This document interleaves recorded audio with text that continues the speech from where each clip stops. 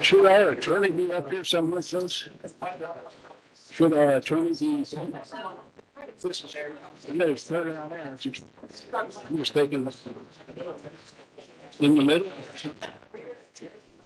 Whatever. Okay.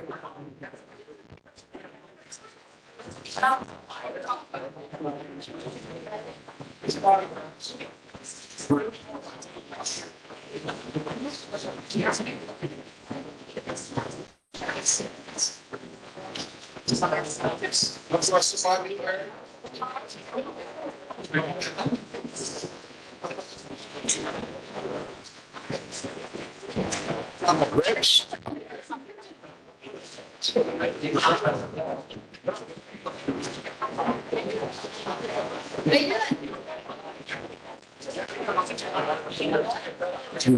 Set the table.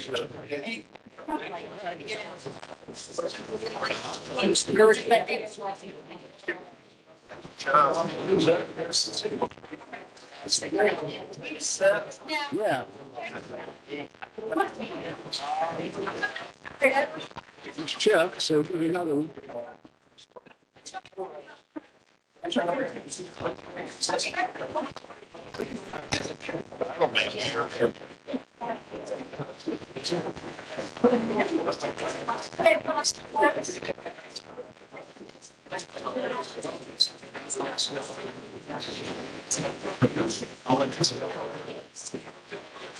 Do you have much for the BZA? Nice.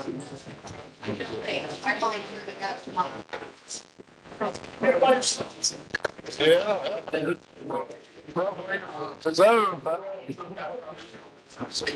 Put you in the spotlight. I didn't make one of the get on the table.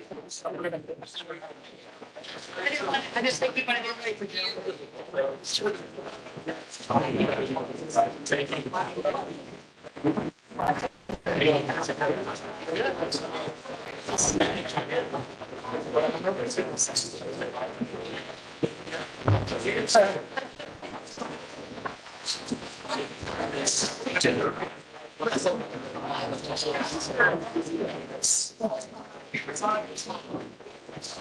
It's long.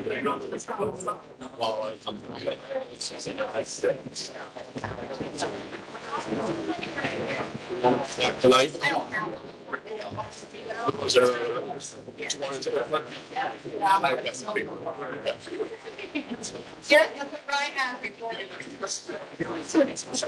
all right. How we doing?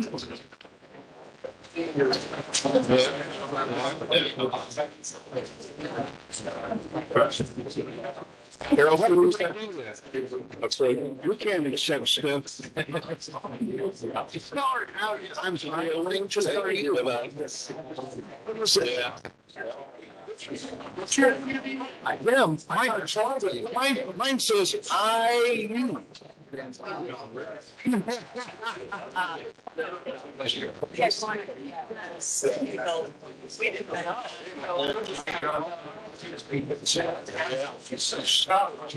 telling you, just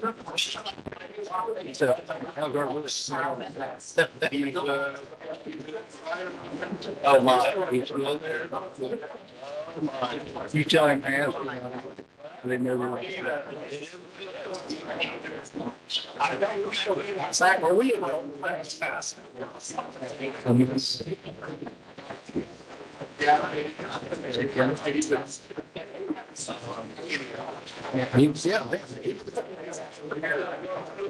You don't realize Martha was again. Son of that. She was my right hand. Marcia did more about living in Mississippi more than I.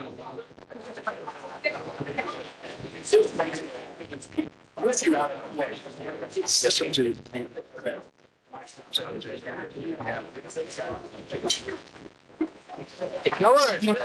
I am. Hey. They've got no locals over here. I'll give you one.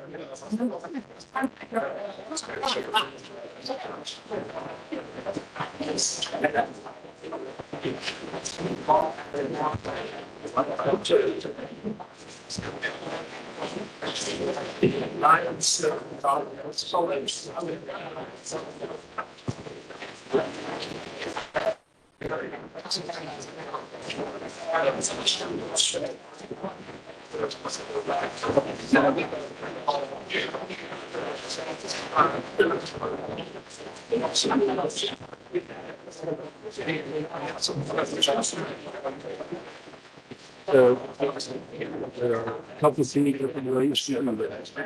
Then you can go back and ask for an addition if there's a police. So, you can transfer money, one account to another account.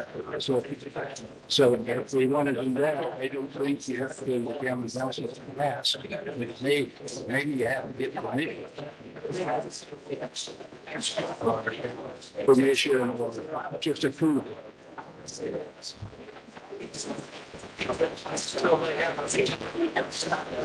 Oh, if you go in the red, then you can go ahead and do it. And the account will be in the red, and then you can leave them.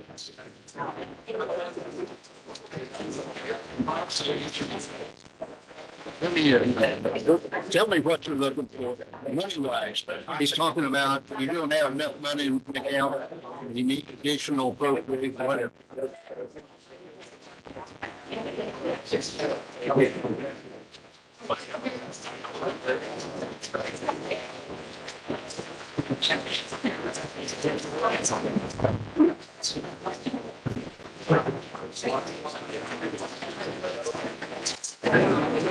You don't have enough, so you need additional funds in that account. So what is it that you're thinking?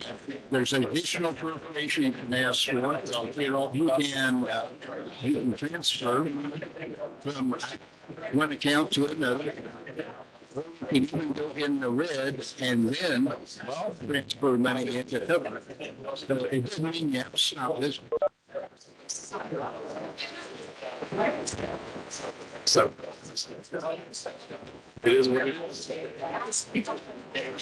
So he's going to do the additional appropriate out of it.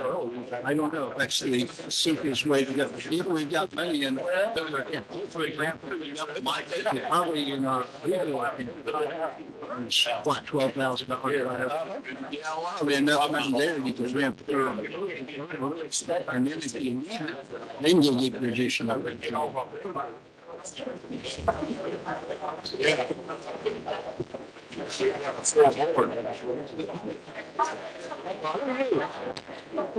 Hey, just sit aside. Wow, I want to sit aside.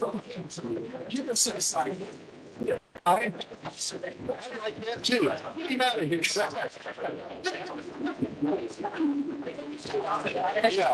Yeah. Well, you guys must love it. Goodness. Yeah. Attendance and night. Yeah.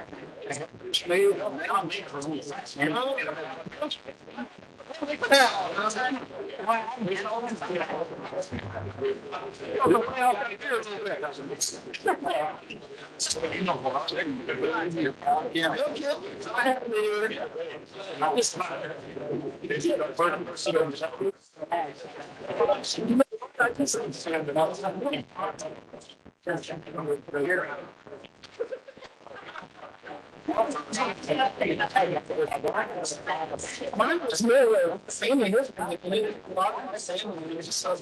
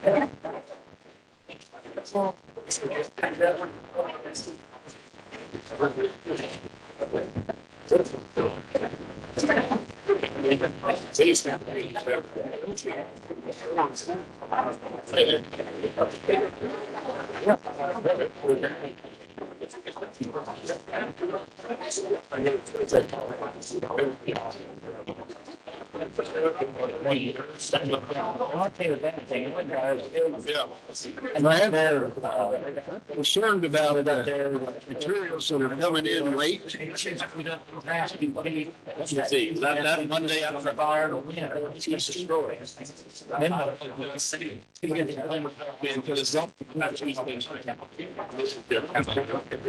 We are in March. Believe that.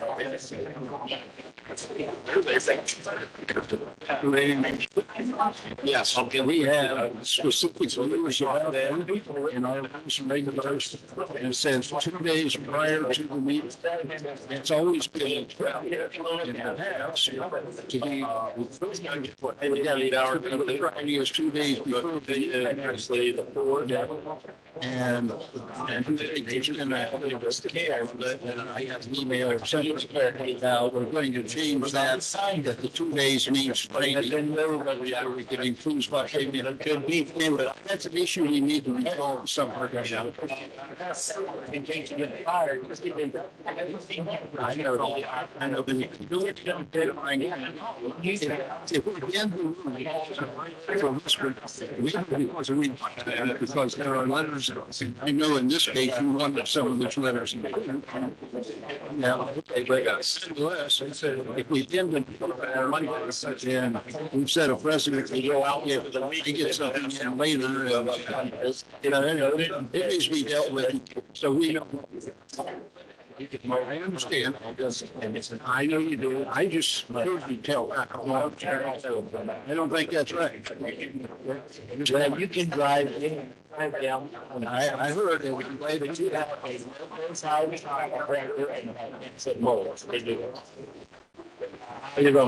There's Mallory. Mallory makes that. Somebody's going to have to do it. Mallory's here. Like I said, I don't know. It's not looking good. It's been one. I don't know. No.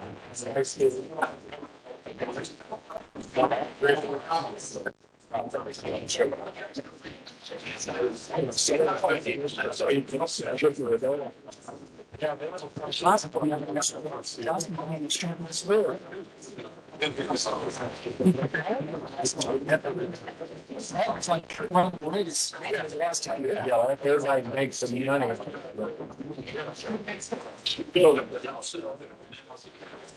Then you totally tell me about Swapping? Yeah, that was so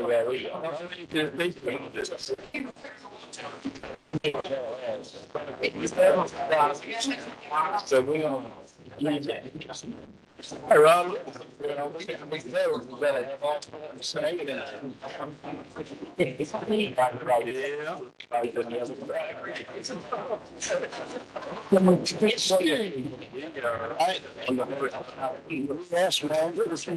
Yes, Sonny back there. I'll be on. We'll see. 1, 2, 3, 4. President, so this meeting over. What's happening? President wages.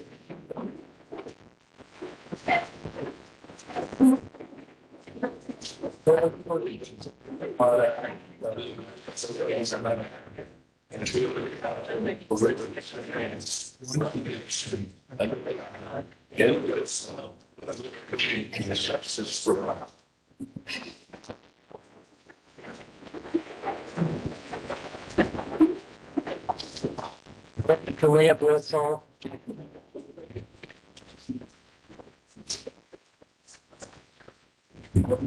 Well, Aye. Sprinkle, Yes. Reedy, Yep. Cottle, House, Yeah. Lawrence, Hedrick, Hicks, Here. Monroe, oops. Mallory, Here. Knuckles, Todd, and Maynard. Here.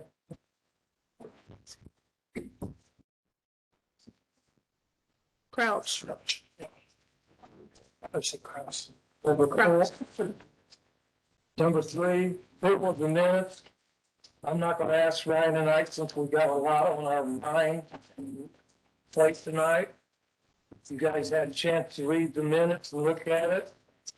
Did any of the members have any questions on the minutes? I went through them, they seem to be pretty accurate for what he could write or understand for the mic, so I would make a motion to approve the minutes as presented. Do we have a second? Second.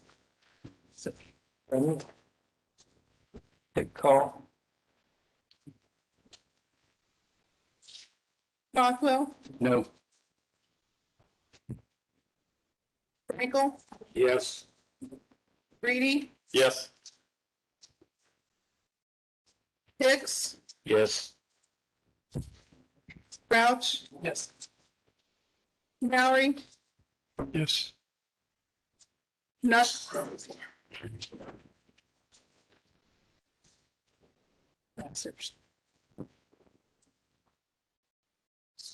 I'm not getting somebody.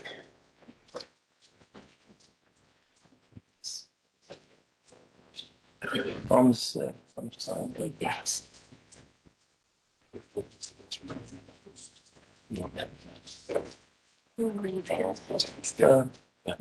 Yes.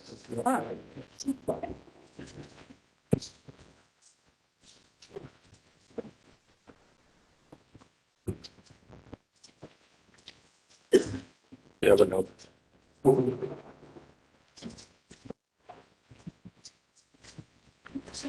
Oh, we got minutes.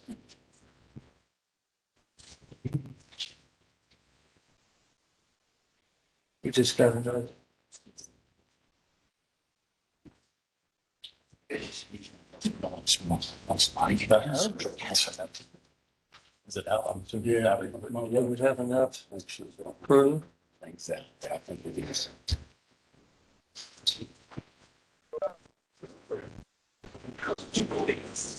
So. So we gotta have the majority, Brenda. Yeah, because I need your vote on this, so. And You need to vote. Jim, I need, I want to know if you want to approve the minutes that's presented. Yes.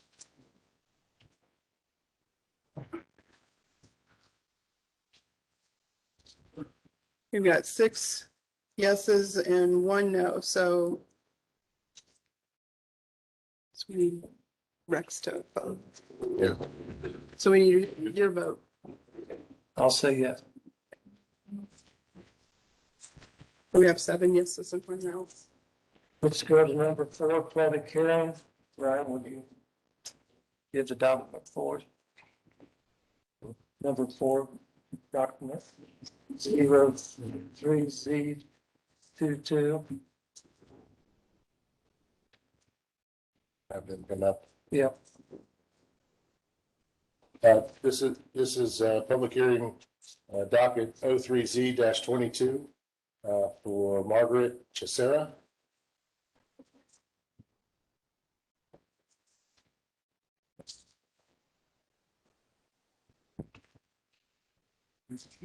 If you could sign on. This is a petition for a zoning map amendment for rezoning from the current industrial one, I-1 district to residential suburban in order to construct a single-family residence.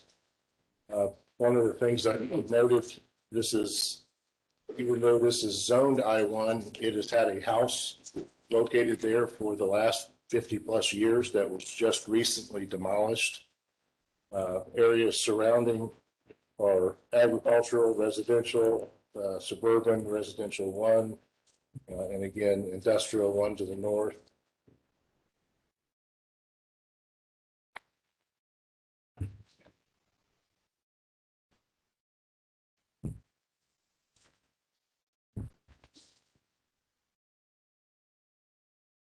In looking at the property, they are wanting to put a house back on it. The home would not be allowed in an I-1. So they are hoping to rezone it to allow for the construction of a new home. So any of the board got any questions for him? Got any questions?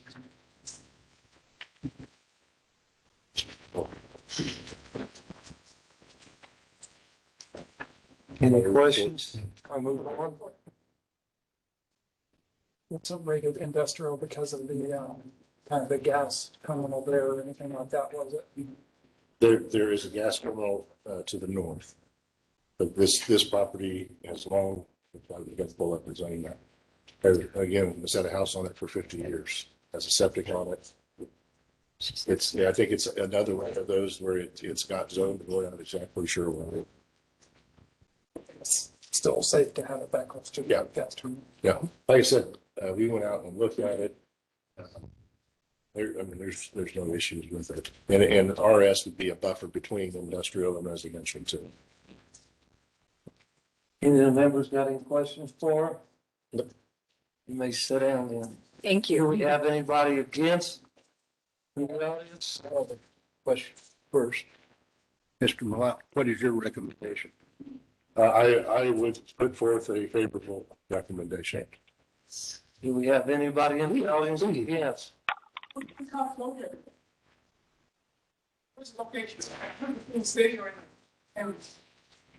This is at 526 North 8th Street, Upland, Indiana. It is county property.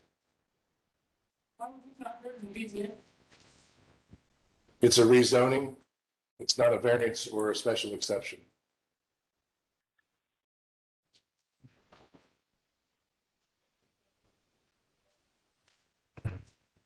Any questions? Any for me? One more question? Do I hear a motion? Approved? I make a motion that we recommend or approve the change of zoning. Second, Aye. Me. Brenda, roll call.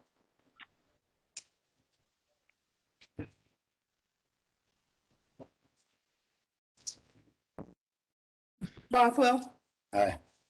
Frankel, Aye. Breeding, Yes. Crouch, Yes. Hicks, Yes. Maury, Yes. Todd, Yes.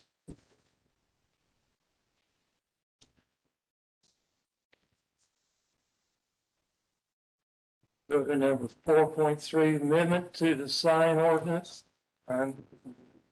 Tell us about that. It would be 4.2. Oh, yeah, second, okay, yeah, 4.2. Document 04Z-22.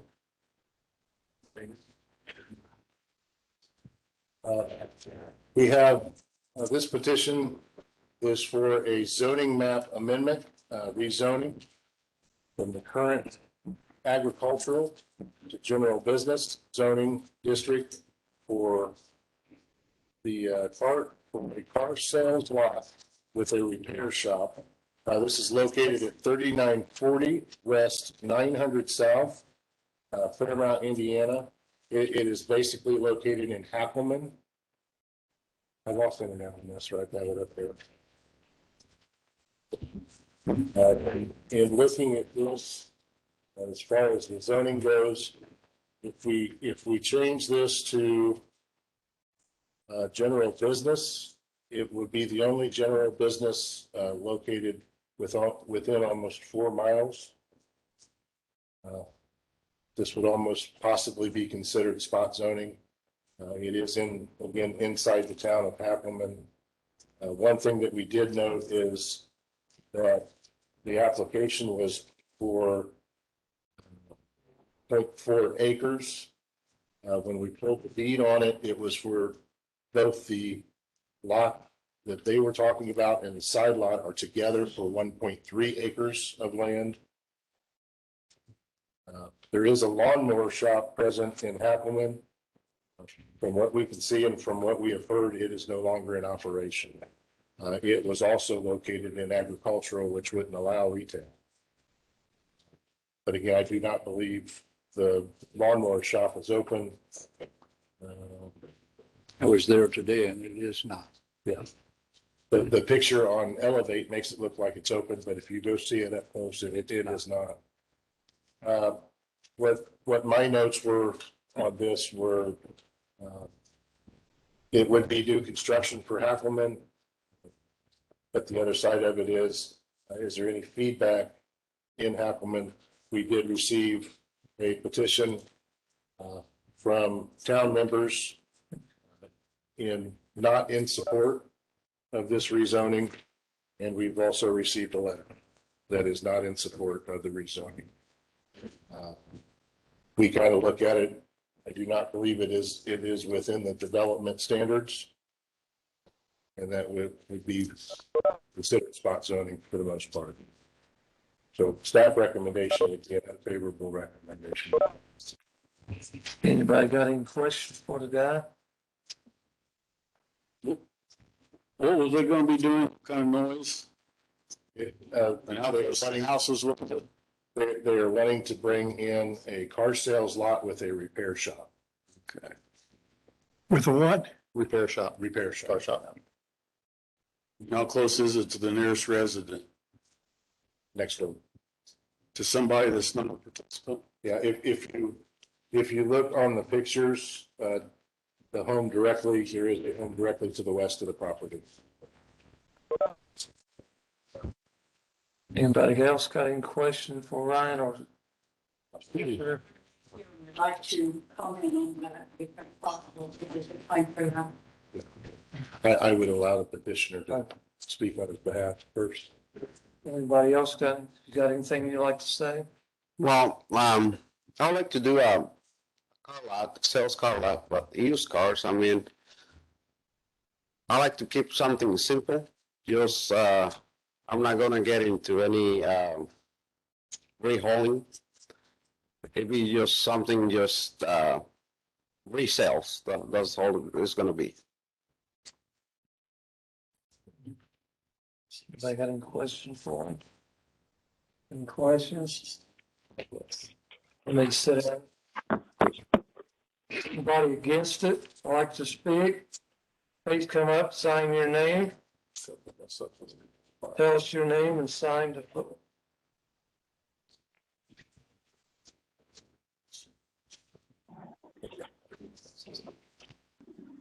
But this, since it's spot zoning, would it been better to go to BC? BCA bird exception rather than.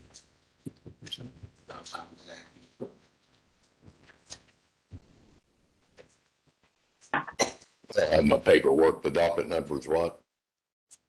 Document number was 04Z/22. Thank you.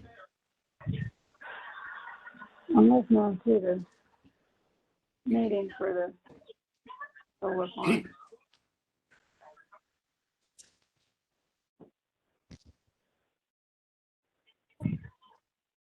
State your name and where you live.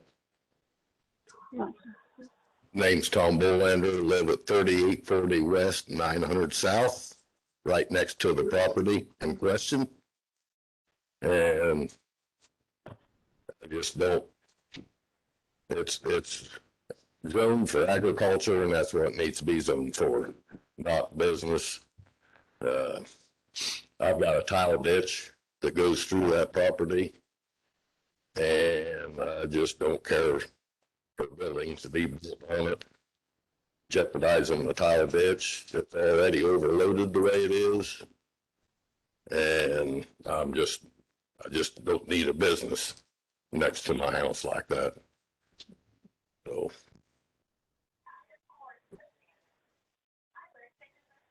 Anybody got anything they want to ask him? May sit down. Thank you.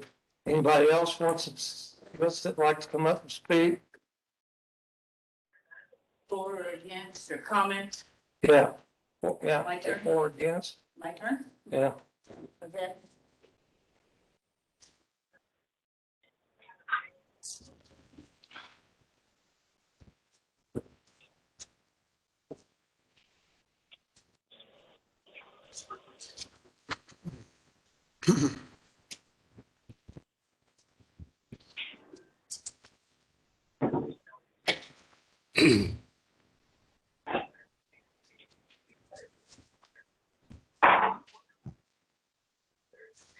Hey, my name is Catherine Ellis.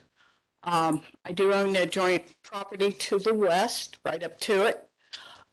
This property that he's talking about has had buildings on it. It's had house, garage, they burnt. And it had been developed for that, for residential. And the town of Hackleman didn't get there by accident. It got because there was businesses. There used to be a grocery store, and there used to be the lawnmower, the gas station. That's why we have a little community called Hackleman. It's not, and they're dying. These little communities are just dying out. And I think there's only one business might still be there. I'm not sure why the permits were granted, but it's on the corner next to my house. It's a great big humongous pole barn real close to the road. And there's a contractor works out of that. So there is some type of a business activity still goes on there. And I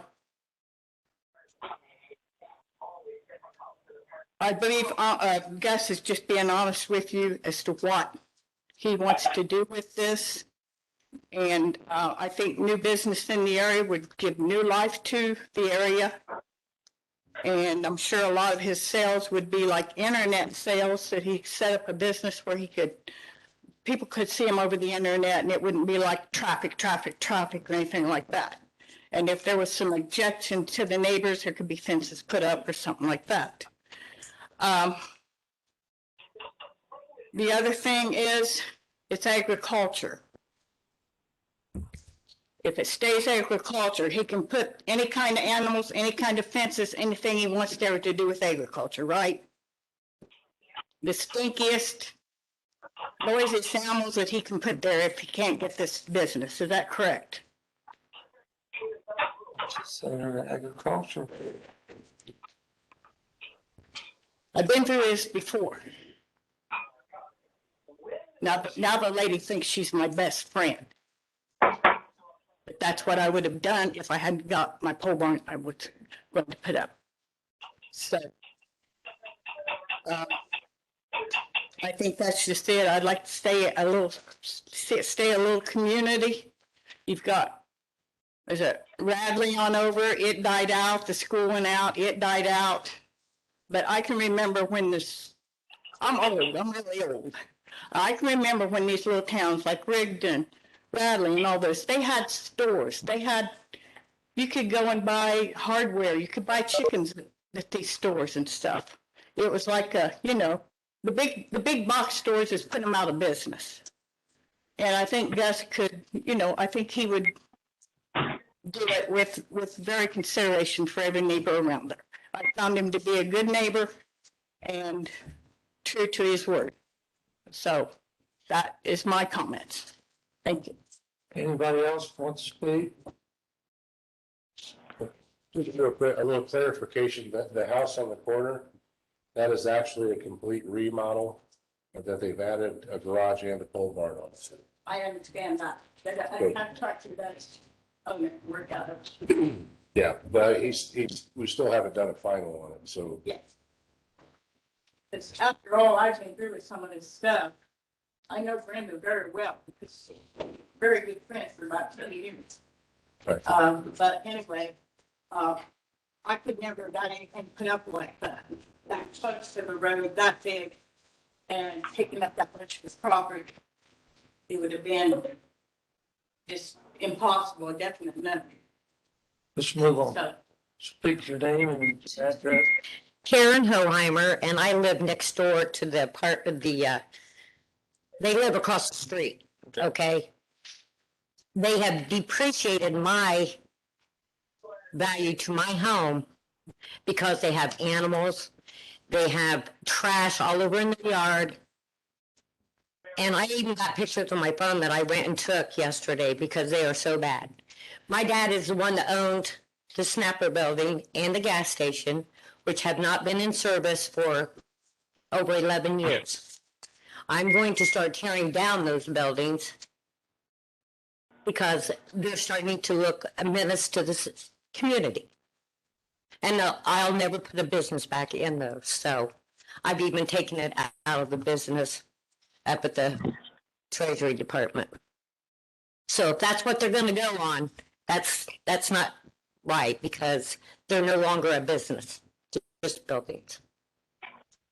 I don't want that same mess, and now I'm going to have to try to find a committee to make them clean their yard up because it's depreciated my property. And if you'd like to see the pictures, they're on my phone I just took yesterday. So. We can't see the picture right now. Okay, but that's my complaint. I don't want that side of the road to look like this side of the road. Okay. Okay, that's all I have to say. Thank you. Anybody else want to speak before I close? We're done. Does the board want to discuss anything between ourselves? Just to repeat. No. Do you, sir? Got anything you want to say before I close it? What the people said? Sure. When you said, neighbors next to, the only house that is really next to it, it's, the house. Everything else, if you see on the map, like it was there earlier, it's, we're talking about at least 300 yards, at least, if not more. So, I mean, right next to it, yes, but there's plenty of an empty lot in between. I just like to say that.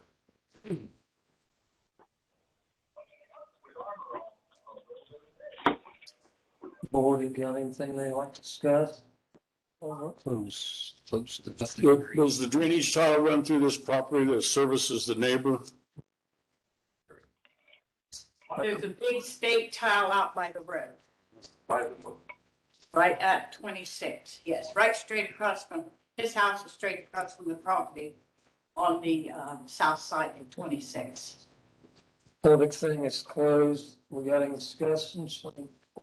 And that property, We're done. that property also has. And we're done. septic. Let's just, Okay. that's plain board. Anybody else? I move that we move this to the next month and get some pictures of it, bring it back. Do we have a second? I'll second it. Got a second? Roll call, then. Bothwell, No. Frankel, Yes. Reedy, No. Crouch, Yes. Hicks, Yes. Mary, Todd, Yes.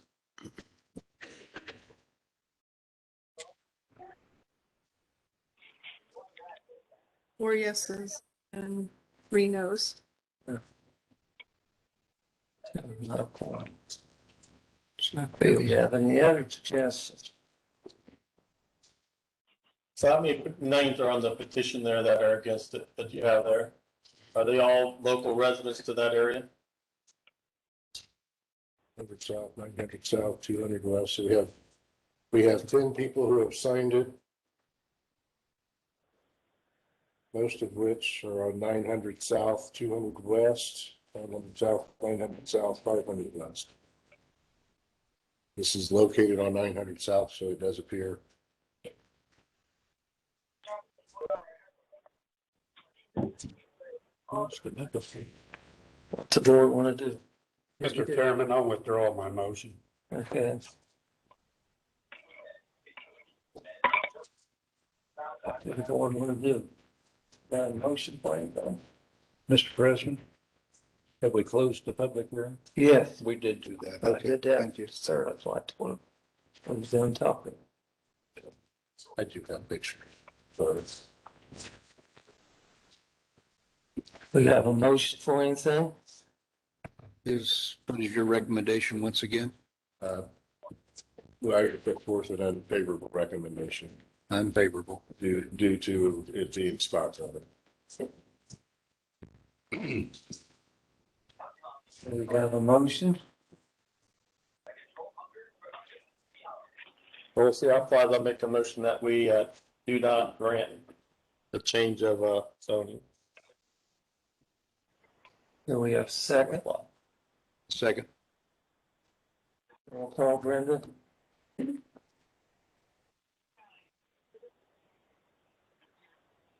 Bothwell, Yes. Brinkle, Yes. Reedy, Yes. Crouch, Yes. Hicks, Yes. Mary, Yes. Todd, Yes. also. Say, for the denied. Now we'll go to 4.3 amendments to the sign ordinance, digital sign. Want to tell us a little bit about that, Ryan?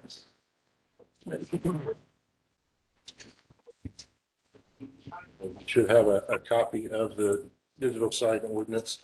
Again, we brought this up and discussed it last September. We moved it forward, but then got into solar and never came back to it.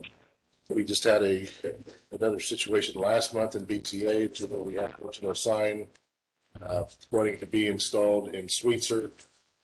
As we talked, right now, our current ordinance for animated digital signs would not allow animated or digital signs anywhere in the county with the exception of Central Core, which is downtown Marion.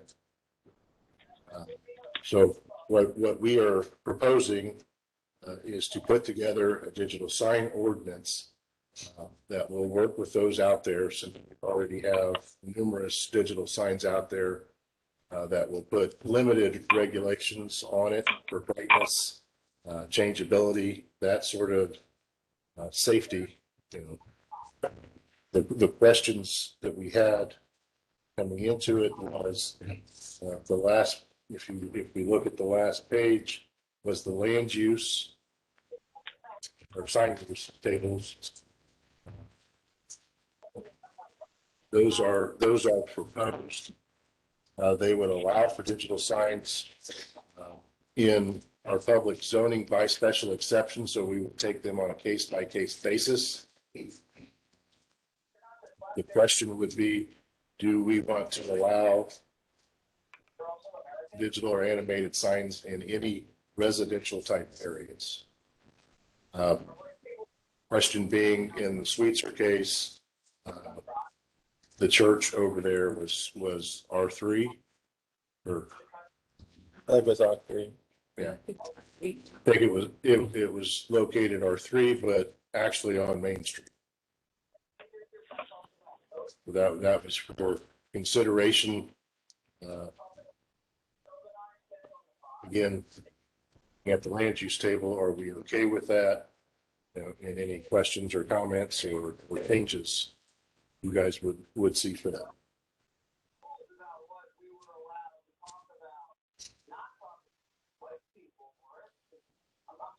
Any questions?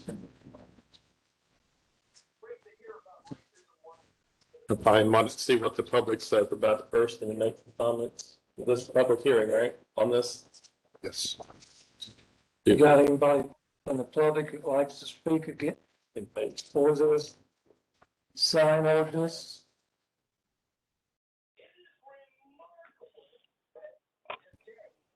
Do we have anybody against the sign ordinance want to speak? Close the public to the public. Does the board has anything they want to talk about it, changes they want to make, or anything? Reading through it, I didn't see, I think it's pretty well rounded. I know the sweeper situation, I mean, yes, the council did vote to allow it because we knew digital signs were not allowed because we don't have an ordinance for it. So they went before the BZA, it was tabled basically, and then they withdrew waiting the outcome of this. I don't think we as the council, when we were voting, realized that it was R3, that it would be, actually there'd be two exceptions at that time, not knowing it really. But I do have I think it needs to stay in residential areas. So the way it's set up, the tables, I think it's fine. So if they were to anybody, anywhere, would have to go get a special exception, right? Right. I think that would be appropriate. Because I don't think we're open up to anywhere residential and somebody in the middle of a subdivision puts a nice old fancy sign out there advertising the favorite college team or something like that. So I think the way it's written, I like the way it's written. Anybody else? Anybody else got any question? Do we have a motion to accept the sign on? Place written. So I think the one where you had in red was anybody that's out there that currently has it, they're basically grandfathered in, but then they should try to establish and follow the standards as far as the amount of flashing, shining thing. That would be the intent that they would do all in line with the use of it. Right. Not that they would have to. Well, our hope is that our code enforcement officer doesn't have to go after 400 signs. Right. Right. That's the intent, is And that then if this is something that we would recommend that they follow. Right. And a lot of it is related to safety. So if the sign is actually calling a safety issue, it can be cited. Right. To correct. Do we have a motion? I'll make a motion that we accept amendment to the sign ordinance for digital display signage. We have a second. A second. A second roll call.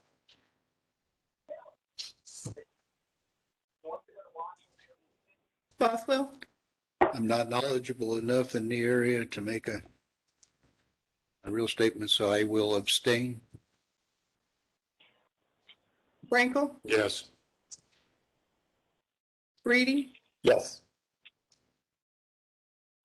Crouch, Yes. Hicks, Yes. Maury, Yes. Todd, Yes. Maynard, Yes.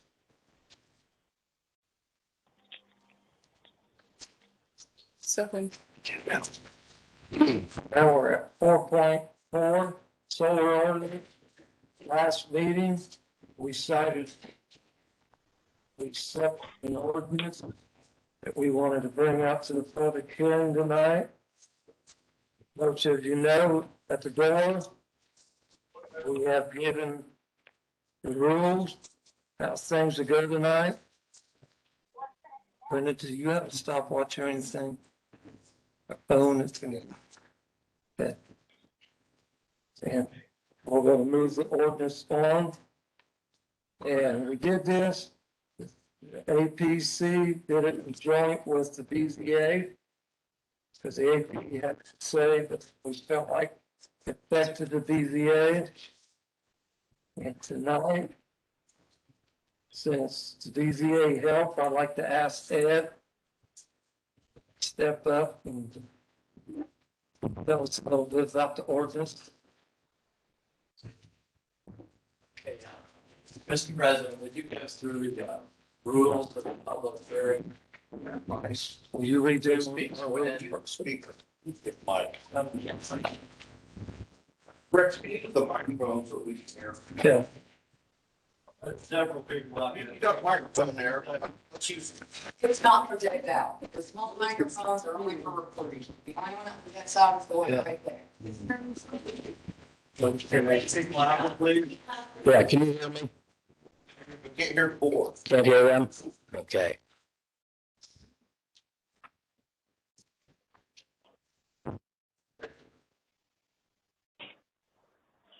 I'm not sure I understand the rules. Have you stated the rules for this open hearing? Did you read them, Ryan?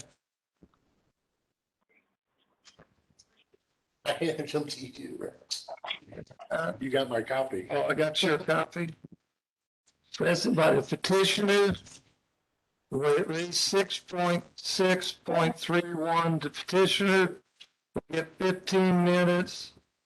The opposition gets 25 minutes. Rebuttal by the petitioner gets 10 minutes. And then that's what we're doing tonight. Okay. Are we going in like 3-minute units? Yeah. Per speaker? Possible? Yes. Okay. It might take no time. All right. When you're doing an ordinance, one thing that the board considered was, how does it affect the people in the area? Do the people in the area have tolerance for an ordinance? You want to make sure that it promotes the public health, safety, comforts, moral convenience, and general welfare. And otherwise accomplishes what you need and accommodates both parties as much as possible. So what we set out to do with this ordinance is have hearings with the public, find out what their tolerance was, find out what we could do to have solar, but also protect the residents from their land being devalued, their homes being devalued, and that it wasn't a nuisance to them as well. So that was kind of the objective. We had already seen in other counties where they did not have a very good ordinance to protect the residents. And the solar company moved in close proximity, surrounding houses, surrounding whole small towns. And then there was great upset in the community that they didn't know ahead of time what was going on until it was on their doorstep, so to speak. Plans were being made, plans were passed, people were upset, lawsuits ensued, those kind of problems. We wanted to avoid as much of that as possible. Yeah. So we developed this ordinance, we worked on it. We found another community's ordinance that had almost identical, the things that we were looking for. And it was well written and it was ready to go. So we contacted an attorney and had him rewrite it for Grant County. And it had things in it that specifically the residents wanted for the protection of their property, which was a 1,320-foot setback from the primary residence. That's from the house to the solar panels. Now, 1,320 feet, that may not mean anything to somebody, but that's a quarter of a mile, just so you can kind of get a gauge of what that is. Now, these solar farms, some of them may be massive. Some of them may be over 1,000 acres. Now, and they may be up to 20 feet tall. 3 minutes. Okay. Well, anyway, I'll wrap it up quickly. We did what we could to protect the residents, and we put forward an ordinance that also protects against things that you wouldn't expect, like panels being made with slave labor, making sure that it's safe. The wiring in the ground is to be buried 60 inches deep, and it's to have a 36-inch mesh. At 36 inches down, there's to be a warning mesh so that anybody digging would know they might hit high power wires. And we would appreciate it if you would move this forward with an affirmative appeal to the commissioners that you would like this passed the way it is. I thank you. Thank you, Ed. this time. Okay. Okay, if we start out as the people for support. Okay, first, we're gonna start now. I'm gonna start with the first person. Linda Morrison, if I got it right. Morgan. Come up. You get 3 minutes.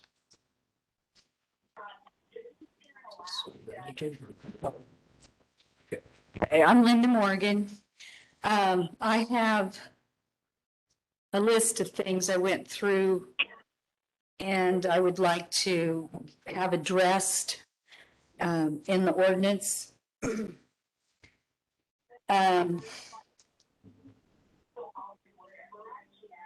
Okay, but one of the first things is there's no fee schedule set yet. Is that something that's going to be determined later? I, Okay, where we fell on that was, I believe, 10,000 for the last that we've done was 10,000 for the application fee and $1,000 per megawatt on the commercial. That was the okay. last we addressed it. okay.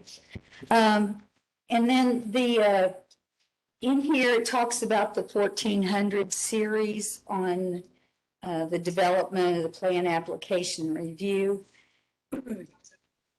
And one of your previous notes was the authority that's given.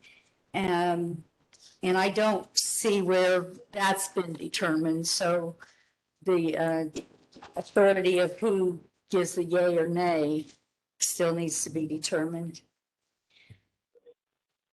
And this is a little thing, but it might get bigger. The thing about the slave labor is that, you know, we're asking them in the ordinance to give proof that it's not, that things aren't made with slave labor. However, does that mean all components or does that mean just the panels? Do we need to be more specific? Do we care? And then there's another one where you're wanting, what's the word we're using here? Like the guarantee money of $1 million per contingent area. Contingent, thank you. What he said. They're putting a lot of money into these farms. And my question is that amount enough? Because that's to make sure they do what they're saying they're going to do. And maybe $1 million doesn't mean anything to them.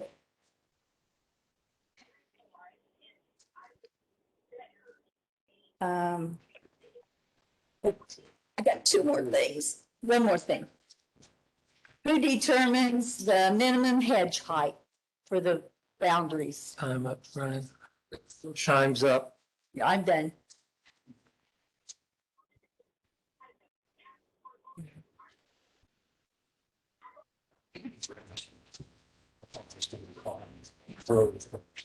Yeah, we were.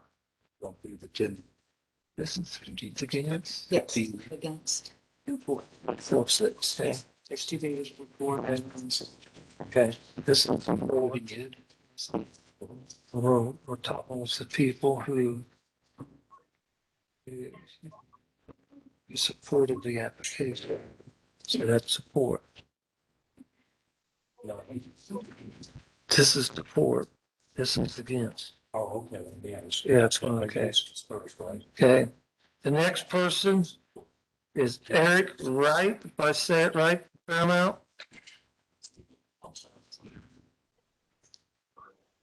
Eric Wright, 81 East Fairmount. I want to just encourage to support this ordinance. Ed was mentioning here a second ago that we have looked at Adams County's ordinance and basically adopted that, maybe made some amendments, but the setback is 1,320, I believe, is that correct? Yes. And so that's what I would like to see in this ordinance. Definitely on the panels being made here in America. You know, one thing Mr. Biden campaigned on 2 years ago, that when he told the coal miners that, hey, your jobs are going to be gone, or you're going to make solar panels now. Well, I don't know if that's necessarily happening in the United States. A lot of these solar panels are made in China. I am under the understanding that, excuse me, one company in Ohio is either starting or getting ready to start to make solar panels. So this ordinance is not to say no to solar or to green energy, but it is aggressive setbacks, I admit, but it's not to say no. And so what we're trying to say is, you can come and do solar, but these are the rules that we've established, and we want American-made solar panels. I think that's very important, you know, if we're going to have these appear in our community. But I am for agriculture. I am for keeping farmland to farmland and not necessarily green energy. That's the way I feel about it. I'm probably looking at it more of a selfish standpoint, because I don't want to compete against solar farms that are paying $1,000 an acre to a landowner. I can't afford that. So I prefer to keep the farm ground as is. With current conditions going on right now in Russia and Ukraine, you know, there is going to be a food shortage this year. Ukraine produces 40% of the wheat globally, and we're going to start to see that coming down our pipeline this summer. And so when you add solar on top of that, because there's always going to be world events going on in the next 30 plus years, and you start throwing at solar farms and taking agricultural land out of production, then you're going to have more of a food crisis going on. So these are long-term effects that we need to really investigate and think about when we sign up a 30-year, a 60-year lease with a solar company. So that's just what I have to say. Thank you. Next one.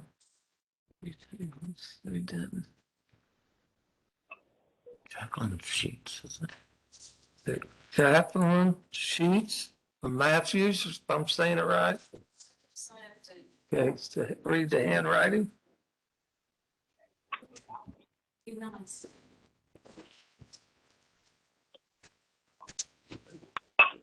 My name is Jackie Sheets, and I hope that you will approve this ordinance.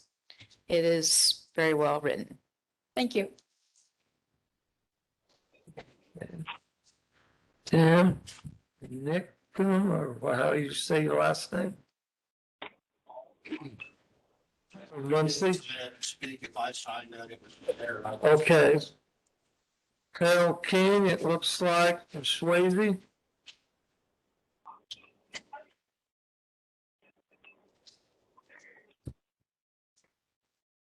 Carol King from Swayze. First of all, a little bit of history about solar. 2006, in the United States, we had 10 that year. Our wonderful government in 2006 passed legislation making it very profitable for solar construction companies to build them. And by 2017, we had 1,700 big solar installations. By 2019, over 2,500. And if you've looked around in our state, they are everywhere because it's a big moneymaker for them. You know, the landowners have a right to use their land as they choose. But the people involved in the solar and the people participating in the solar are going to be a very small minority in this county. This county has over 60,000 people. 30, 40 people maybe with the solar. We should have the right to say how far I want my house to be away from solar. I like the 1320. A lot of people will not. But I think each and every one of us has to ask, if I am in my house, how far away do I want that solar panel from my view? And personally, the farther away that is from Swayze, the better I'll like it. But thank you. I have known more about solar since October. Give Ryan a lot of kudos because he was a resource for information. I've read ordinance 4, 5, 6, maybe 7. So this ordinance, I would be in favor of seeing it passed. And I hope you will move it forward so it can be considered. Thank you. Randy Atkins in Fairmount. I guess what I'd like to do is express the flexibility that I believe, I'm an educator, so if I'm speaking loud, I don't think anybody will have trouble hearing me back there. The flexibility that this ordinance holds, I want to make sure that we see that within this ordinance, that it's not just totally conceived as being something that's against solar. If you look at page 3, if this is my understanding of this, it appears that any event that a university or somebody that wanted to build solar for their own private use, but didn't necessarily meet the requirements, could go through a process of having exception to that. Right. Is that? I'll keep going. We got 3 minutes. The other thing I'd like to stress is that Grant County has a comprehensive land use policy plan. And on page, I think it very distinctly shows how this ordinance applies to the current plan that Grant County has in place. Page 5, criteria for special use approval. Talks about the Grant County Comprehensive Land Plan. And I appreciate the fact on page 7 that any development is required to have a public hearing so that we, as the community of Grant County, can be informed of the developments in the process that are taking place. Page 7. Something that's very important is page 8 and 9 when it talks about setbacks. It states that a non-participating landowner has the ability to waive the established setbacks so that if somebody does not feel as strongly about somebody else in regard to how far those panels are going to be placed from them, they can, in writing, change that. Is that my understanding? Okay, I think that's important, that we are giving that flexibility for the landowners. I think I'm done. Thank you very much. This is a wonderful ordinance. From my experiences through the process that we've taken place, I strongly suggest you support this. Thank you. Andy L. in Fairmount.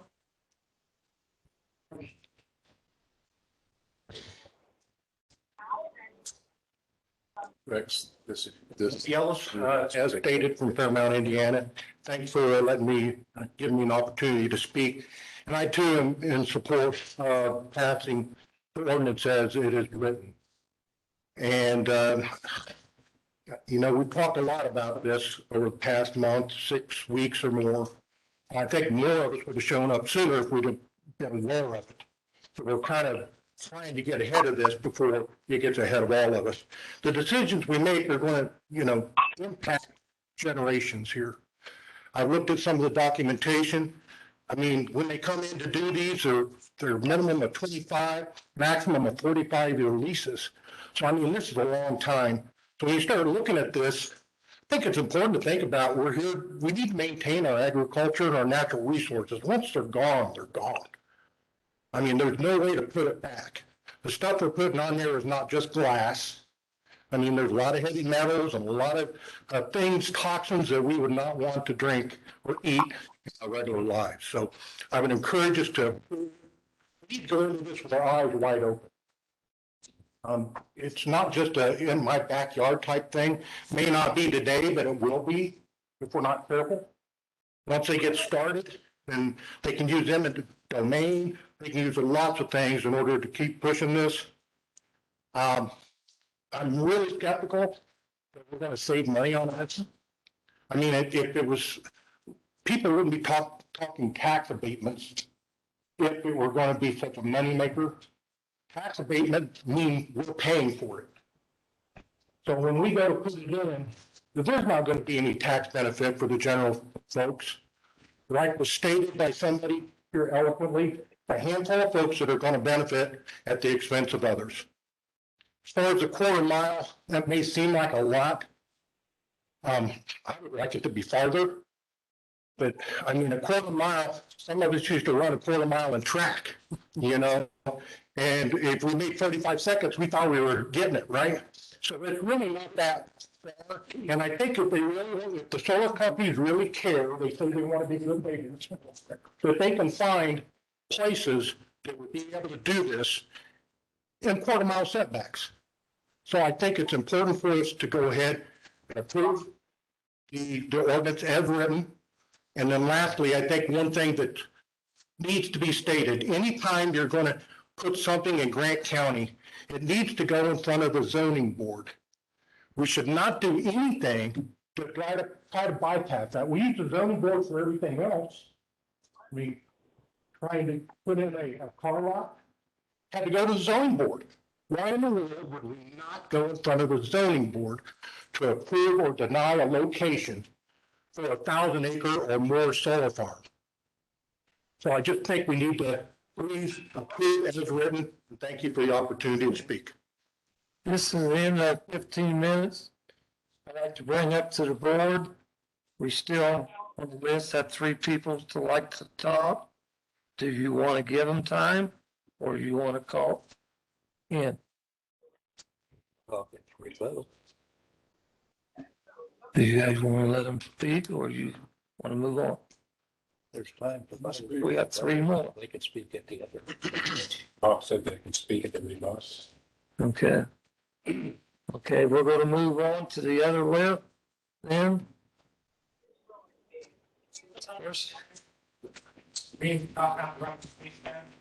We're going to let you beat on a rebuttal. Then you'll get to speak. You'll get to speak in a few minutes. We're going to come back. People against, Linda Morrison from Upland, do you want to talk again?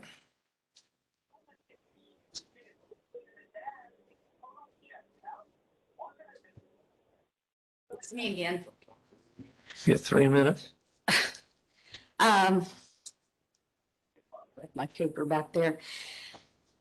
The other thing on page 5, right about in the middle, I brought this up before. It speaks to a lien can be placed against the real estate. I don't know what the people were meaning when they put that in, but real estate to me is the land, and the land does not belong to the people who are going to be supposed to be paying the fees and doing stuff. So I don't know if we want to look into that. And Kyle, I think I asked you before about that. I didn't know if anybody had checked into it.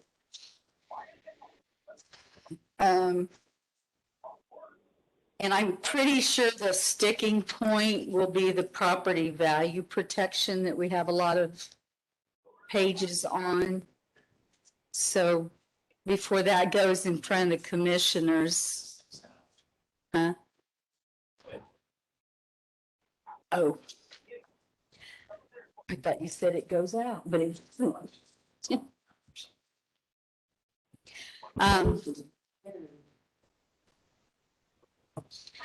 Anyway, I don't know if that needs to be discussed, but that's probably the only sticking point I see.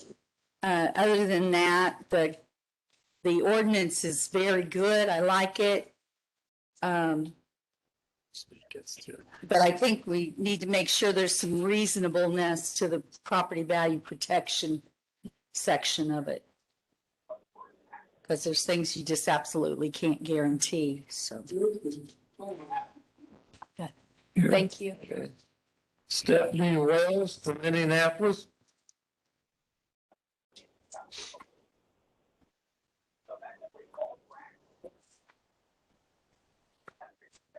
Good evening. My name is Stephanie Wells. I'm with Hoosiers for Renewables. Our organization works to advocate, educate, and celebrate renewable energy and its benefits to communities, farmers, and residents. In relation to tonight's proposed ordinance, I'd like to speak specifically to the following. On the setbacks, the proposed ordinance requires a quarter-mile setback from non-participating landowner dwellings. This is far outside of what we've seen from counties that are open to solar development, as well as recommendations by policymakers and academics. Some examples is that Purdue Extension just today announced the results of their year-long solar and wind ordinance study project. Per that study, which surveyed planners in all of Indiana's 92 counties, the average setback for utility scale solar for the 46 counties that have ordinances is 50 feet from property lines and 200 feet from neighboring structures. The IU model solar ordinance suggests 150 feet setbacks from non-participating landowner dwellings. And Senate Bill 411, which was just passed this March, suggests default standards for solar developments. The standards in that bill suggest 50 feet from property lines and 250 feet from non-participating landowner dwellings. Generally speaking, we believe, and we think the data supports it, non-participating landowner concerns about viewshed impacts may be addressed through robust vegetative screening, not onerous setback requirements. On the property value guarantee, we understand the concern of neighboring property owners, but there is no data to support that neighboring properties in rural areas lose value due to solar development. And I have information on that I'm happy to share after this meeting. Again, one of our primary pillars is that landowners have the right to do with their property as they see fit. These developments provide viable income diversification for landowners and their heirs, allowing this land to stay in families for generations. I fear that the proposed ordinance will in fact prevent large-scale solar development, closing the door to the economic development opportunity for Grant County and the income for the participating landowners. We are happy to share more information on potential language that allows for solar development, supports property rights, and respects neighbor concerns. Jonathan Knapp, I say it right, from Avon.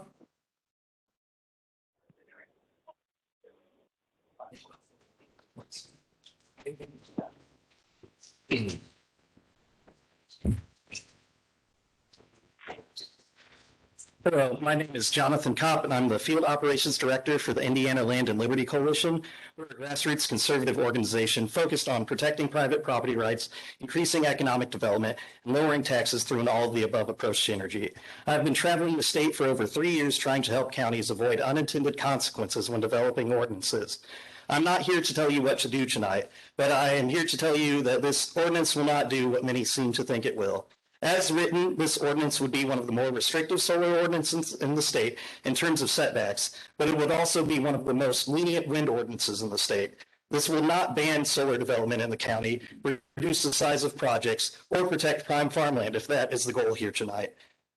But it will just cause any solar project that comes in to be exponentially larger and more scattered than ever necessary, involve far more non-participating landowners that would never have been near a project, and create an incredible amount of acres of dead space that could not be used for anything else, which would waste far more private farmland than it would protect. This ordinance does have some good language, like banning the use of forced labor and necessitating strong screening of projects, which I want to commend you for, but it will also force any project to be as large as possible. The large setbacks may scare away a developer or two, but all a company would have to do is buy up any existing leases or get new ones and make it one giant scatter plot project. If there was enough land in this county for a wind farm, there will be enough land in the county for a solar farm with these regulations. This ordinance, as written, could end up being a lose-lose-lose for everyone involved. The people not participating in the project will have a much higher chance of being encompassed by a large project they do not want to be near. The landowners participating in the project will have their property rights restricted by a local government picking winners and losers to not even protect prime farmland. And the county will receive hundreds of millions of dollars less in investment from banning more compact developments only to receive much larger, less efficient single projects. I will say that whatever you do tonight should be your decision. I've never seen a BZA member so much as comment on the ordinance process that wasn't also on the APC. There's a reason for separations of powers in a home rule state like ours, and both unelected boards play separate but equally crucial roles. Please consider what I have said tonight while making your decision. If you'd like to ban solar, go for it, but this ordinance will not do so. If the goal here is to prevent unwanted investments from coming into the county, I would urge you to consider an ordinance that would allow the county to judge any potential project on its merits. That way, the county can receive the best deal possible on any investments that fit your vision for the county, rather than create conditions for a single sprawling, scattered solar farm that will provide far less benefit than a compact, properly sited solar farm. Thank you for your time.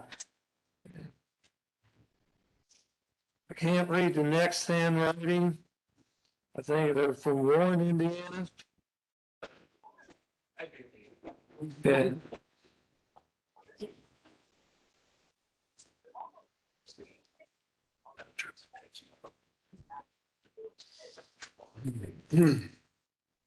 My name is Steve Eberly.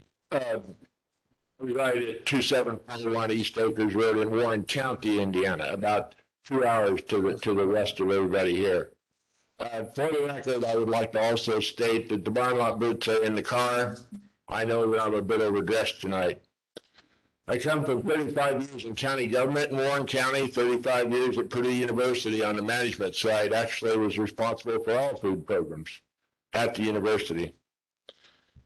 As a county commissioner, but before that, a county councilman, I knew very keenly how much money we didn't have with a county of only 8,000 people, and it was very hard to attract new business. Your county, it appears that you do have some industry out here, and that's fantastic. And you've got great farmland out here, and that's also fantastic. The one thing I do know about having kept the farm, my farm, for 6 generations now, is everything changes. We saved that farm from tax sale with 20 sows. No one will buy the pigs from 20 sows anymore. You've got to fill a semi and haul it to Indiana packers. The point there is everything changes, and we need to understand that. Change is sometimes invisible. Your county, your net worth, just like everyone keeps track of how much money they have in the bank, your assessed valuation is a little above $2 billion, which is great. When I adjust that for inflation back to 2017, y'all are actually $183 million in the hole. What that means is taxes are going to go up, services are going to be cut. In our county, we share an art teacher, we share a music teacher. I hear a lot about what may happen or could happen as I travel across the state. However, these are things that projects and the forward-looking people can bring forward to you all.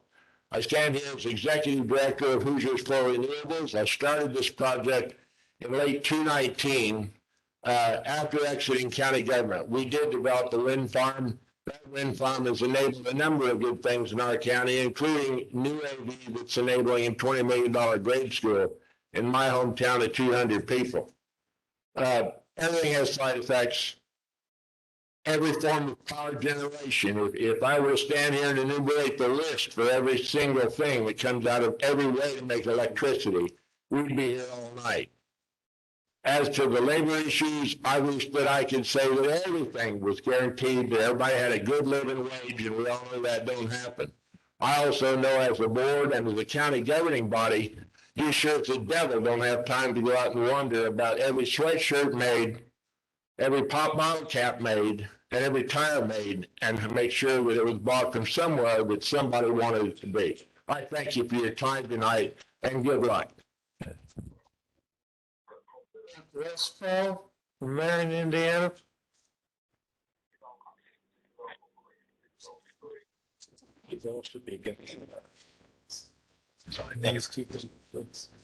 Hello, I'm Mark Westfall. I live over between Lance and Hanfield, and like to farm in Van Buren Township and Washington Township. And many of you know my dad, Kenny Westfall's passed away. Probably many of you can attest to some of the things I might say, but I want to say it for the entire county because I think it has benefit. I want to echo many of the things that have already been said. This is a wonderful, well-done ordinance. A lot of people have done a lot of important things to do this the right way. And you should all be applauded. It's wonderful. It's hard to find that kind of hardworking people. So we appreciate that. I'm not a very good speaker, so I'm going to tell you a story. And throughout that story, then I'm going to poke at what I think will be beneficial. The reason I'm opposed to this is because of the setbacks. And I think the setbacks, if you look at how people farm, if you take a half a mile out of a field, you're not left with much of a field. And you take a quarter mile from the north and a quarter mile from the south, you've not got much left. When I was a kid, I grew up in Van Buren. Van Buren, we had 2 grocery stores. We had 3 gas stations. We had 4 churches. We had a couple factories.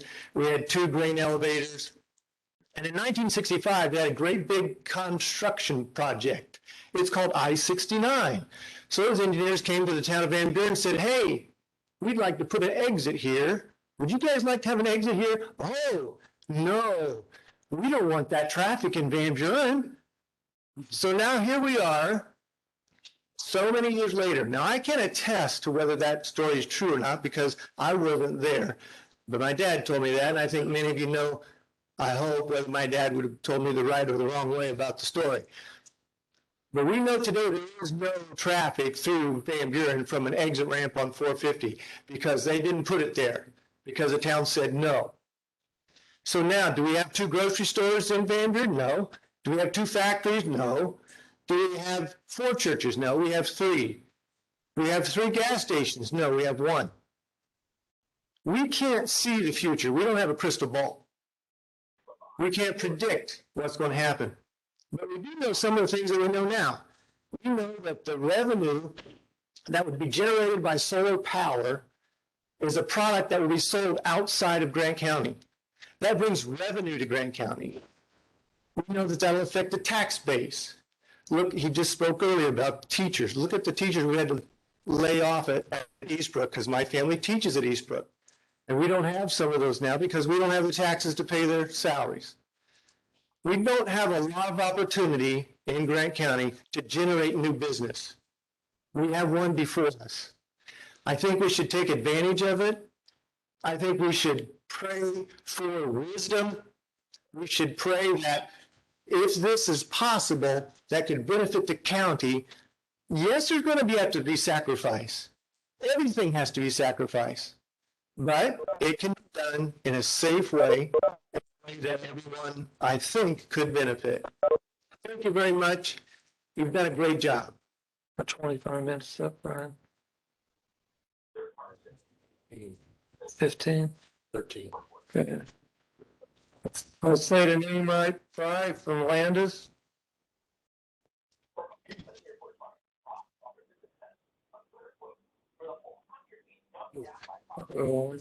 Emily Wilson from Indianapolis.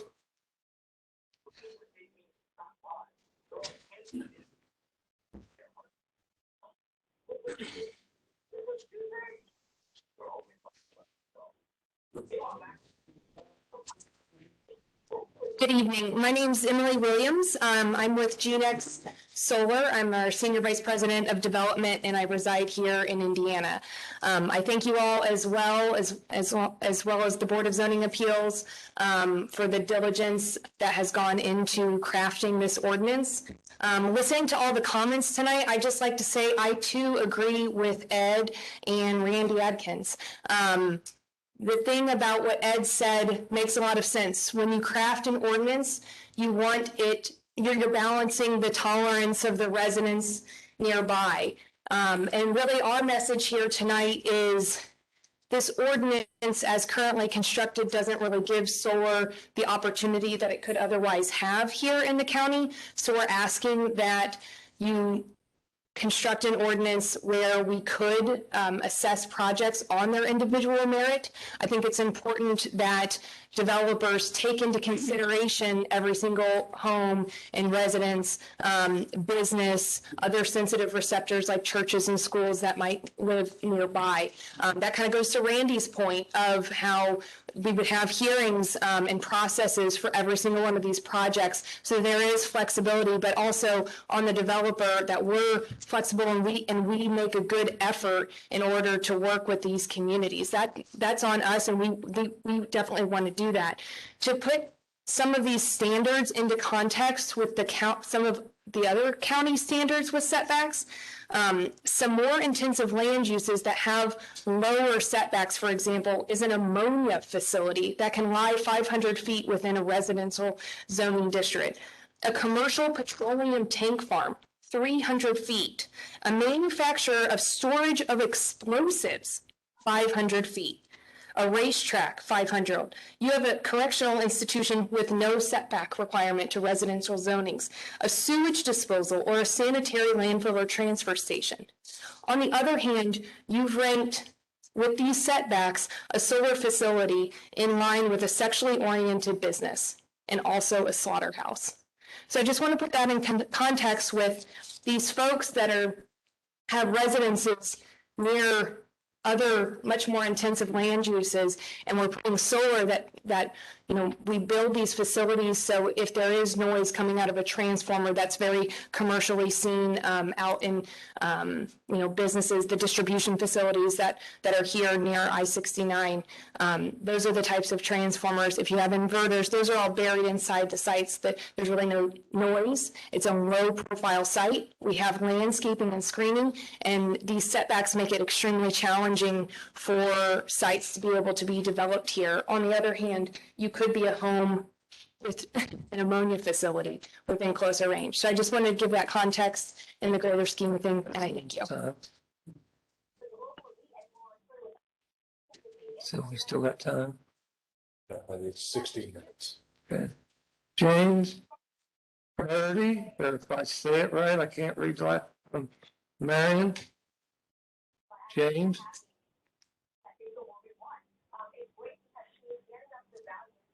Okay, so that's it with that list.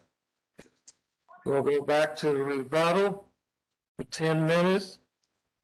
Andy, Marion, I said right from Marion.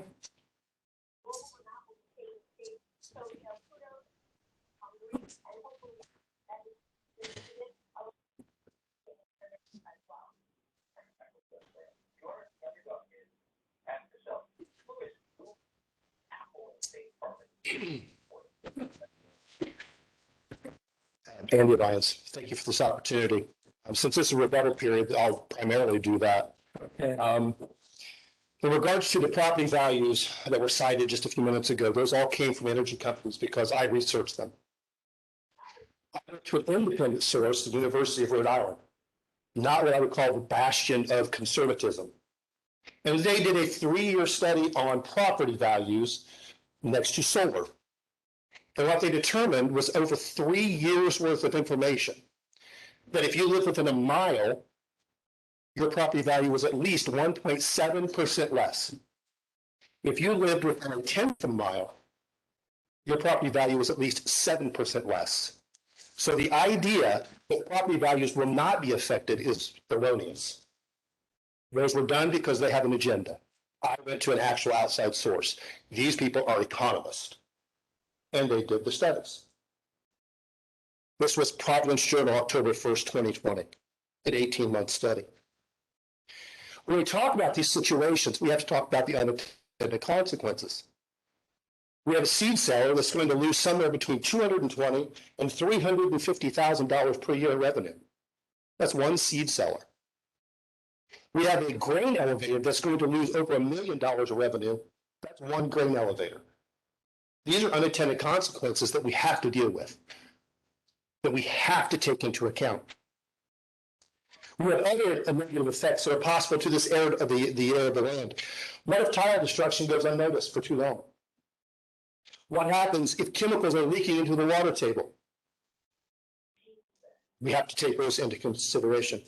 What about wildlife disruption with the fencing put up in their natural movements and habitats? And I know in 153.713 and 153.715, talking about the public nuisance of the salvage part, what happens if all of those fail? Who bears the cost if all of those fail? And the cleanup and the removal? We do as taxpayers. It says there that they can recoup by scrapping that material to recoup. The owner can. But that material is going to be 25, 40, 50 years outdated maybe. Do you think it's not going to depreciate a lot You think they're gonna have the ability to clean that up? I highly doubt it. The loss of arable land in general in our country, if you look at the map, it is lined from Canada all down through the central United States, all along prime farmland. It's already been mentioned about Ukraine, fourth in wheat exportation, third in fertilizer exportation. We've got serious issues that are going to come to effect in the next 3 to 8 months, and we're going to give up arable land. I only signed for the ordinance because there wasn't a sign that said we don't need this. Time's up. Thank you. Jason White of Upland.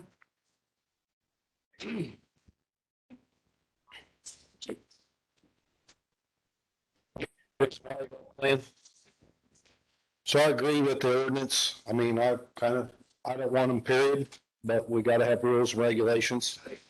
To kind of speak what she spoke about, she was talking about racetracks and fertilizer, whatever. All those setbacks, those bring jobs to the county. Solar panels don't bring any jobs to the county. They speak about solar farm will grow because the setbacks are too big. They'll have to get more acres, but what they don't tell you is we're not going to give them more acres. So that farm probably not going to go in because we're not going to give up any more acres for them. Everyone that spoke for the solar tonight's not from Grant County.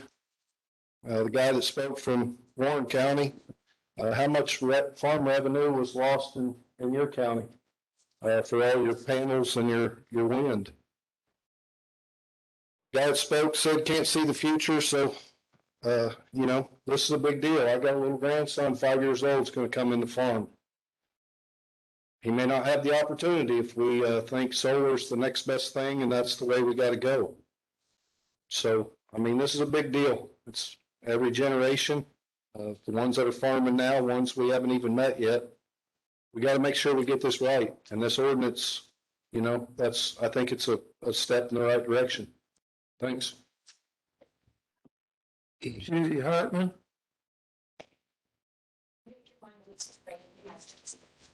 Okay, go ahead. Do you want to take her time? She's giving it up. Randy Atkins, I guess what I struggle with is the fact that the solar companies, I don't believe, are recognizing the opinion that the residents in Grant County have and how we feel about this. Secondly, if property value guarantees, if the solar company says that that's not a problem, then why do they care if it's in the ordinance? Mr. Everly, I guess if the county council is listening based on your tax revenue situation, I would encourage our county council not to give the solar company an abatement because we're going to need the money. Mark, I love you, man. I want to talk about I-69, the only undeveloped intersection in Grant County of I-69 is State Road 26. I own 6 acres there. I very strongly believe that on the east side of 69, on both sides of State Road 26, are going to be filled with solar panels. Due to the outside owners of Grant County that we strongly believe have signed up with the solar company. So I too am concerned about not allowing the last undeveloped intersection in Grant County to be consumed by solar panels. Thank you. Okay, at this time.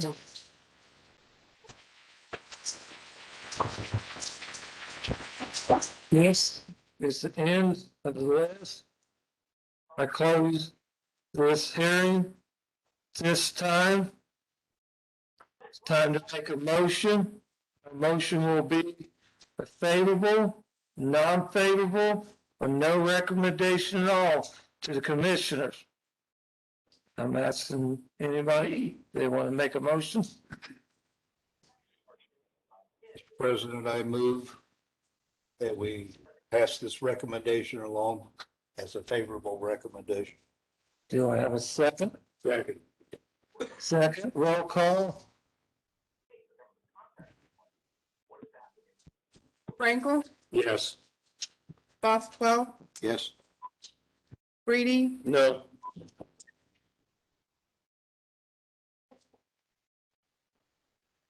Crouch, Yes. Hicks, Yes. Mallory, Yes. Todd, Yes.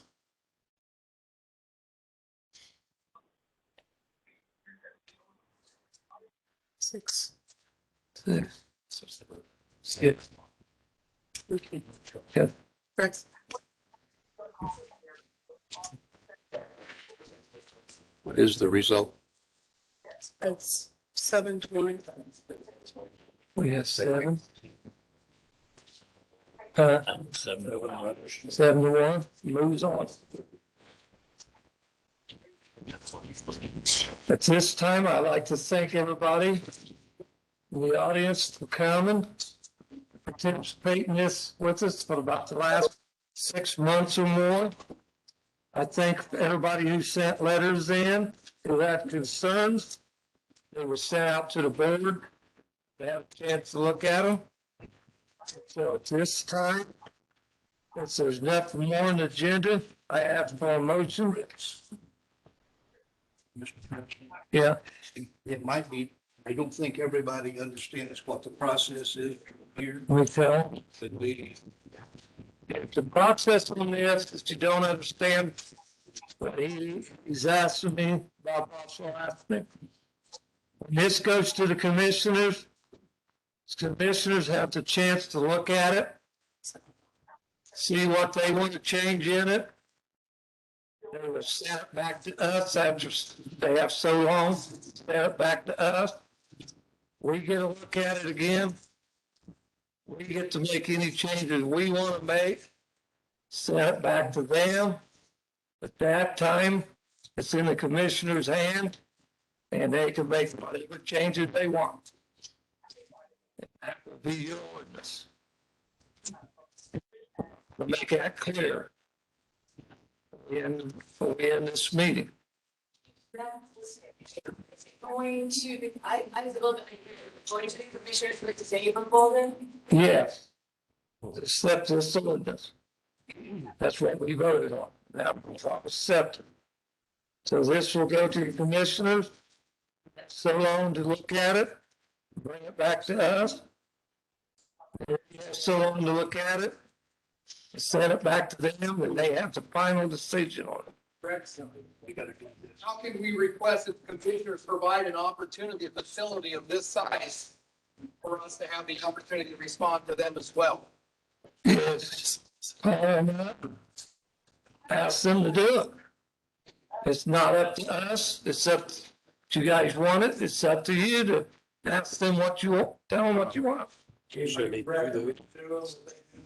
Huh? Yeah. They can make a recommendation, they should do that, but don't mean they will do it. I'm not saying they won't, because I don't know the commissioners. On back to convention. They want to get these. I don't. President. Mr. President, if I interject something. The commissioners' meetings are open meetings. Okay, and according to the way an ordinance is passed, they will advertise when that meeting is, and when they will act upon it. They will receive this ordinance right away. But they can act on it at any time in 90 days. Okay. How is it advertised? That's when you have to have your taxes. That'd be up to them. I think this is. I think it's an invitation paper. Usually it's advertised in the paper, ours is, and they probably do it the same way. So I'll have to have a suggestion on how to advertise it to us. Not really. I think the process works fine now. It's advertised, it's in the news media, and we'll act on it accordingly. Don't you have it on the front page of the newspaper? Pardon? Do you have it on the front page of the newspaper? It's very just like. Well, I can't speak for I can't speak for the paper, but I would say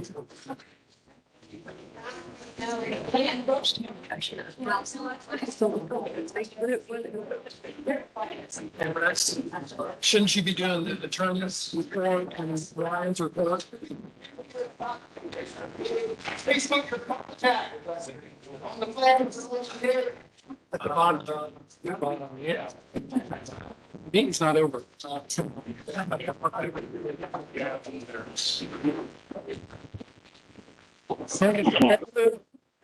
Westfall. You have any report to us tonight? Ryan, you have anything you want to say? Yeah.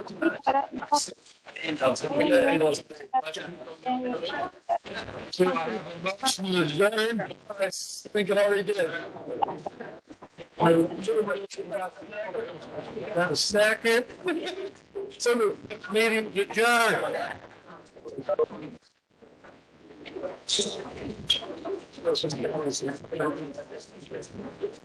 Last session, substantial more. It's nice. So we